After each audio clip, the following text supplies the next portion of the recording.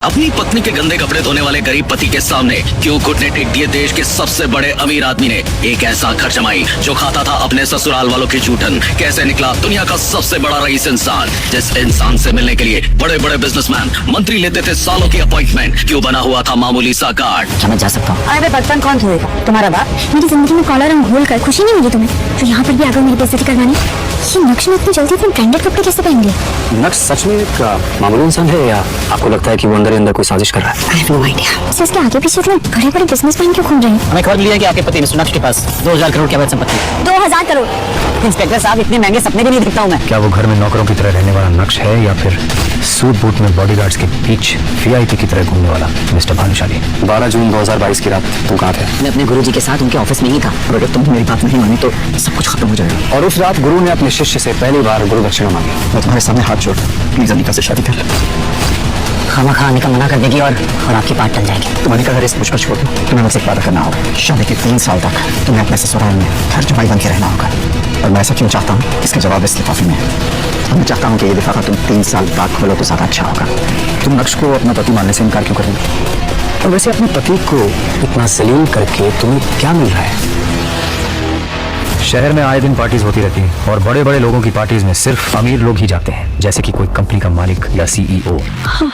अनिका, तुमको भाई बस अभी मैं तुम्हारा ही इंतजार कर रहा था कब से। और कितनी अच्छी लग रही हो तुम। Thank you. क्या पी रही हो? Wine is always. चीयर्स। मगर उस दिन होटल में अनिका पार्टी अटेंड करने गई और नक्श को उस पार्टी में देखकर चौंक गई। क्या बात है अनिका, आज तो तुम अपना और हमारा एंटरटेनमेंट साथ में लेकर आई हो। मजा आएगा। तुम्हारा गवार निठल्ला पति।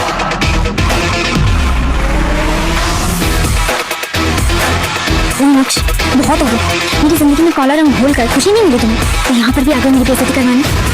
एक बात साफ साफ बताओ कि इतनी अमीर पार्टी में तुम आए कैसे? शांत हो जाओ, मुझे भी कुछ बोलने दोगी या खुद ही बोलती चली जाओगी?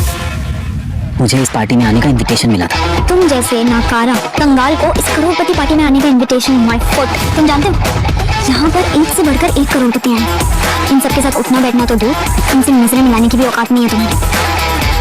अनिका, मैं यहाँ किसी खास से मिलने आया हूँ, तो प्लीज मेरा टाइम मत वेस्ट करो। और मैं यहाँ भी तुमसे लड़ना नहीं चाहता।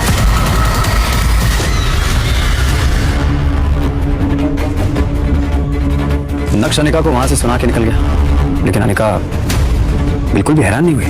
क्यों? कभी अनिका ने नक्श को पहले ऐसे बोलते हुए सुना? मुझे लगता है कि उसे सबसे ज्यादा ये बात बेचैन कर रही थी कि उसका निकम्मा पति इतनी बड़ी पार्टी में आखिर मिलने किससे आया। जी, आप बिल्कुल सही कह रहे हैं।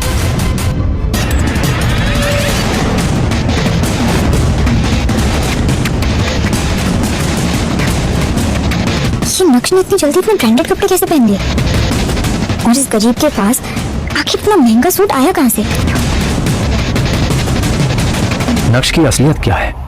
क्या वो घर में नौकरों की तरह रहने वाला नक्श है या फिर सूट बूट में बॉडीगार्ड्स के बीच वीआईपी की तरह घूमने वाला मिस्टर भानुशाली? इसके आगे पीछे इतने बड़े बड़े बिजनेसमैन क्यों घूम रहे हैं? आखिर लोग इसे मिस्टर भानुशाली क्यों बुला रहे हैं?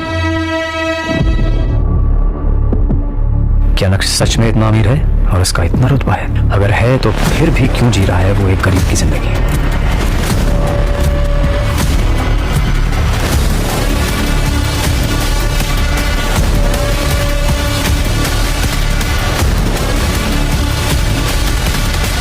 अंडरवर्ल्ड का जाना माना डॉन एक मामूली से नौकर के सामने आने से डर गया। सुनकर ही अजीब लगा। क्या राज है कि इस शहर का हर बड़ा आदमी नक्श के नाम से ही डर जाता है?